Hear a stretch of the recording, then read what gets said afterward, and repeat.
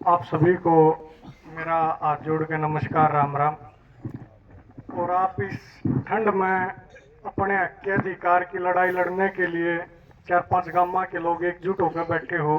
मैं आपको बारंबार नमस्कार करता हूँ, प्रणाम करता हूँ।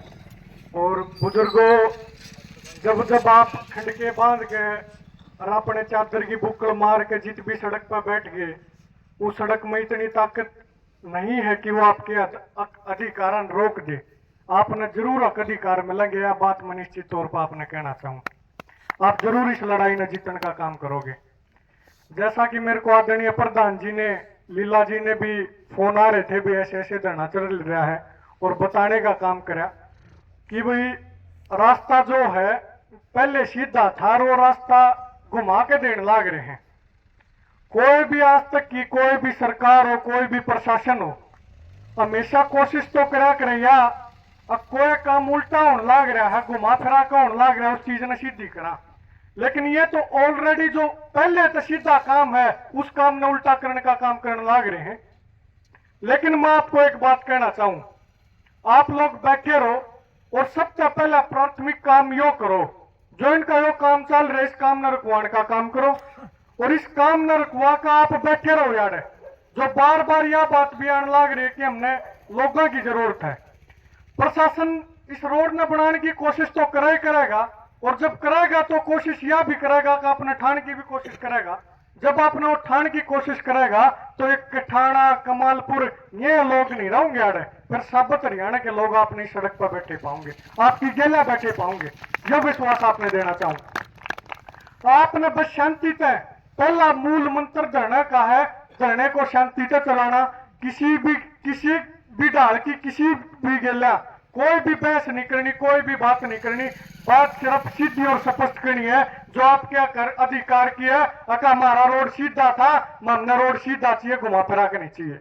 मारी गेला घुमा फिरा के बात नहीं चाहिए, बात भी हमने सीधी चाहिए। जो सीधी जो बात करनी है वो सीधम सीधा बात करो, सीधी मारता बात करो, और यह बात आपने करने का काम करना है। और बुजुर्गों, इसके अलावा जितने भी खेता में के हजारों किले लाखों किले कटड़ा तक रोड जाओगा, लेने का काम करा वो इन रोडन जो हमारी जमीन चली गई।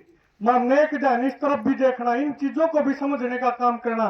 जो लीला जी बार बार कह रहे थे, आदरणीय जो रागनी गा रहे थे, पंडित जी वो भी कह रहे थे कि भाई जनता सरकार है, जनता के ऊपर है सरकार। ये चीजें भी हमने समझनी पड़ेंगी। 2-4 मिनट का अपना समय लूंगा क्योंकि ये चीजें बतानी जरूरी है। जो महसूस कर रहे हैं, थोड़ा घूम फिर का आपकी गेला वो चीज साझा करा।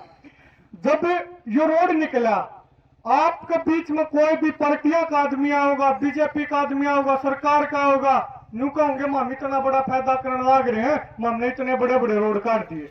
अगर पाछे तक किसी ने जींद तक कोई आदमी चढ़े, आपका गांव में कमाल पर मुंह उतर नहीं सकता, क्योंकि इस पर ना एंट्री पॉइंट ना एग्जिट पॉइंट। ये जो बड़े बड़े रोड है, जो आम आदमी का, सामान्य आदमी का जो विकास होना चाहिए, उस विकास में शामिल नहीं है ये रोड। उस आम आदमी का तो सिर्फ इन रोडों में पीसा लग गया है, उस आम आदमी की सुविधा नहीं है इन रोडों में। बड़े बड़े पूंजीपतियों की सुविधा खातिर ये रोड बनाए जाने लग रहे। जब perishable non perishable item Jammu तक चलेंगे, जो 1 दिन में 2 दिन में खराब हो जा कर दे, सेब चाली जम्मू तक बाय रोड आओ तो उन यादती आने में पहुंचने में खराब हो जाए। उन बड़े बड़े कॉर्पोरेट घराने खातिर ये रोड बना दिए। अब सीधे चढ़ो ना, तो हमने कितने उतरना और सीधे अपनी जगह पर पहुंच जियो। पहले 152 डी निकालने का काम करा, आदरणीय सूबे सिंह प्रधान जी बैठे, चाबरी धरना लग गया उस 152 डी रोड पे। ये सारे जो बड़े बड़े रोड निकाले जाने लग रहे, जो भारतमाला प्रोजेक्ट है, जो किसानों की जमीन लेके और किसानों उस जमीन का दूर करके बड़े बड़े पूंजीपतियों को सुविधा देने खातिर। छोटे छोटे रोड देख लो, जिन रोडों पर टोल टैक्स नहीं है, उनमें तो गोडे गोडाती के खड़े आपने देखने में मिलेंगे। लेकिन जो बड़े बड़े रोड हैं वो चमाचम पाओगे। कितने दिन हम आप चढ़ो बड़े रोडा पे, आप अपने गांव में तो देखना, आपके गांव के कितने आदमी कितने दिन उस रोड का फायदा ले, उस रोड की सुविधा ले। मेरे ख्याल में महीने में एक आधा मानस बहुत मुश्किल से जानता होगा जिनका कोई काम होगा। तो ये चीज आपकी सुविधा की नहीं होने लग रही, आपकी सुविधाओं के खिलाफ होने लग रही है, लेकिन आपका पैसा जरूर लगने लग रहा है ये कॉर्पोरेट पूंजीपतियों की सुविधा देने खातिर। ये बात हमने जानना इसलिए जरूरी है। बुजुर्गों, आज आप यारा धरना चला रहे हो पहले चापड़ी में चल रहा था, कुआ खटखट चाल पड़ा, कुआ किते चाल पड़े, कद तो ही धरने कर दे रहोगे, सारी उम्र धरने में लेकर जाएगी। आज ईद ताम धरने करो, आगे हमारी उम्र के लोग, आपके बेटे आपके बालक धरने करेंगे। असल में जो हक मिलना चाहिए ये क्यों नहीं मिल पा रहा? मारे हका की बात क्या चारा हो गया, ऐसा खेती करनी है, मेहनत करनी है, जो मानस है उसने हमेशा ये आडेरा, ये सरकार आडी लाखी उसका राम क्यों गिरने लग रही है? क्या चारा ऐसा तो हमने कर दिया, क्या चारा तो हमने ऐसा कर दिया, उनका वोट देकर क्या चारा तो हमने ऐसा कर दिया, उनका राज लेकर क्यों हो गए सारे चाले, ये चाले जात हो गए। आज भी मेरे ख्याल में 100 आदमी बैठे हो, तुम 100 आदमी की लड़ाई की बात नहीं है, 5 गामा के आप यार नाम लिख रहे हो, 5 गामा के मानस नहीं है। जब एक गामा अपना ही पा जा, मान तो कमालपुर का उस टेम का नाम सुना कर दे, छोटे छोटे थे, सूल कढ़ाने का जिक्र चला कर दा कमालपुर में, आपके गांव के बड़े मशहूर वैद्य जी हुआ कर दे। आपने तो पूरा हरियाणा कर, हरियाणा तो बाहर के लोगों ही सूल काटी है, तारा खुद की सूल नहीं लिख रही, क्यों कर लिखड़ेगी? वहां जब लकड़ेगी जब गांव के गांव यार जो बार बार चर्चा चल रही है, और वो बात जब होंगी, जो लोग अपने घर में बैठे हैं, कोई रजाई में बैठा, कोई चाय पी रहा, कोई ताश खेल रहा, वो इसलिए नहीं लकड़काने लग रहे क्योंकि वो इन बातों समझ नहीं रहे। ये लड़ाइयां कितनी जरूरी है। भगत सिंह 1931 में फांसी टूटा था, 1947 में जाकर हमने आजादी मिली थी, 1907 में पैदा हुआ जवान, 1931 में फांसी टूट गया। उस अगर वो सोच दे मैं फांसी टूट गया, इब्बा आजाद होना चाहिए, ये संघर्ष बहुत लंबे हैं, बहुत लंबा सोच के, आने वाली पीढ़ियां का सोच के, अपने पोते पोतियां का सोच के जब संघर्ष करोगे, जब घर तबार लिखड़ोगे, एक कदम कुछ नहीं हुआ। अगर दिया कि एक आंदोलन महंगा लाया, एक साल 13 महीना तक जो आंदोलन महंगा लाया, उसका काम चल जाएगा। चौधरी चरण सिंह जी ने एक बात कही थी, जो किसान कमेरा है उसने एक हाथ तो अपना अड़की मूठ पर रखना पड़ेगा, एक नजर तो अपना डोरा पर रखनी पड़ेगी, और एक नजर उस कुर्सी पर रखनी पड़ेगी जो कुर्सियां उस डोरा उस खेत में मेहनत करनी आदमी खातर कानून बनाने लग रही है।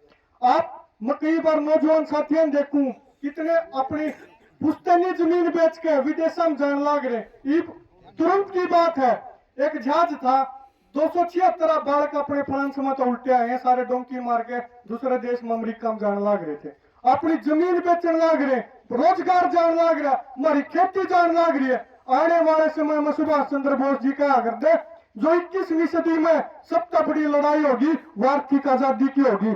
आज आप भी जो लड़ाई लड़ रहे हो, खेत की लड़ो, फसल का भाव बढ़ाने की लड़ो, ये राह लेने की लड़ो, या जिसका हक में राह दिया जाने लग रहा, पूंजीपतिया का हक में दिया जाने लग रहा, आपके पास पूंजी नहीं है, आप उनने फंडिंग नहीं करो पार्टियां ने, तो आपने क्यों सीधा वहां राह दो?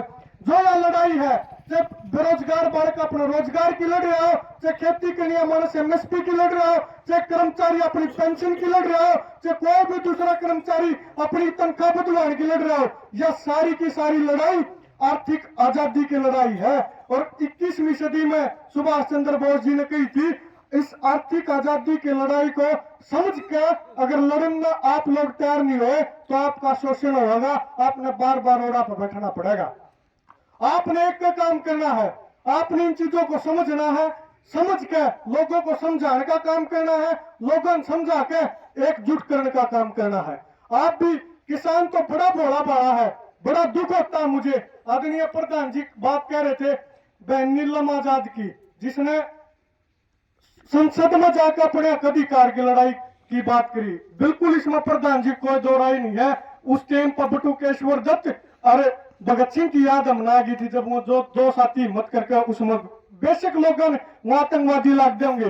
40 साल की वह बेटी कसोगाम की जो नेट कर रही, जो मतलब यूपीएससी की तैयारी करने लग रही, पीएचडी करने लग रही, बहुत बढ़िया पढ़ाई करने लग रही, उसने मतलब के जी माई सी उन्हें उड़ा जाकर पुलिसिया डंडे खाने पड़े और उड़ा जाकर संघर्ष करना पड़ा। के जी माई उनके सी अपनी जानती एक करने धर के गांव में भी वो छोटा सा संगठन चलाकर काम करने लग रही थी। उन वो ये चीज चाहते थे। ये जो हमारे भोले मानस है जिनका कदे का शोषण होता आया है, छोटू राम कोई और नहीं बनेगा आपका बीच में, तो किशन छोटू राम बनना पड़ेगा आपका बीच में, तो किशन भगत सिंह बनना पड़ेगा आपका बीच में, तो किशन झांसी की रानी बनना पड़ेगा। जब जाके यह पार पड़ेगी, इसका पहले पार नहीं पड़ेगी। अगर आप इस चीज खातर तैयार हो, संघर्ष बलिदान देने खातर तैयार हो, तो मजाल है आपका हक मार जा। और अगर आप ये चीज चाहते हो कि ये चीज आपका पक्ष में हो तो आपने लंबी सोचना पड़ेगा। लंबा के ऊपर सोचा जाएगा, आने वाली पीढ़ियां की सोचनी पड़ेगी और नई पीढ़ी यार खड़ी करनी पड़ेगी संघर्ष खातर। नई पीढ़ी तैयार करनी पड़ेगी संघर्ष खातर। और जो आपके बीच का कोई भी बालक है आगे बढ़े, समाज की चिंता करे, समाज के बारे में सोचे, समाज की जिम्मेदारी बने, उसने अपना सारा देखा आगे बढ़ाने की। लेकिन गांव में उल्टा होने लग जाए, मैं उनकी टांग खींचने लग जाऊं। वह बेटी जो जिसका पूरे देश में नाम चला आज संघर्ष कर रही है, यूएपीए लगा दिया, मतलब बहुत बड़ा उस टाइम पर पहले टाडा लगा कर दे यूएपीए ला दिया। यो ऐसा क्या कर दिया उनने? अपने अधिकारों की बात करना भी इतना बड़ा गुना हो गया इस देश में। संसद में बिल्कुल सही बात की, जिसमें यह बात चलनी चाहिए थी वो बल्कि रोजगार दे दो, उसमें यह बात चलने लग रही सिक्योरिटी दे दो। सिक्योरिटी किससे लोगे? उन आदमियों तो तुम वोट देकर बना रखे हो, उनने तो तुम सिक्योरिटी चाहो। बड़ी सोचने की बात है इस देश में क्यों लग रहा है। बुजुर्गों, अंत में यह बात कहना चाहूंगा, हम आपके साथ खड़े हैं, जो हमारे प्रधान जी हैं। जब भी आप हमारा संगठन जनता सरकार मोर्चा, राष्ट्रीय किसान मजदूर महासंघ, जब भी आप आदेश करोगे, जब भी आपने जरूरत लगेगी, हम सोनीपत जिला में चालका कैथल जिला में आप खातर निश्चित तौर पर पहुंचाएंगे। और आप भी अपनी संख्या बढ़ाने पर ध्यान दो। और लोगों ने इस एक मेन काम यह चीज जरूर रखियो कि जब तक आप यार बैठो यार काम नहीं चलना चाहिए। चाहे उस खातर आपने एक दिन की कॉल देनी पड़े या कुछ भी देना पड़े, अगर बराबर में काम चलता रहा, आप लोग यार बैठे रहे, तो उस चीज का कोई फर्क नहीं पड़ेगा। इसी के साथ मैं दो नारे लुभाना चाहूंगा और उसके साथ अपना धन्यवाद करना चाहूंगा। किसान मजदूर एकता जिंदाबाद, जिंदाबाद जिंदाबाद। किसान मजदूर एकता जिंदाबाद, जिंदाबाद जिंदाबाद। बहुत बहुत धन्यवाद, आपने मुझे सुना, समय दिया, मान सम्मान दिया, आपका बहुत बहुत धन्यवाद।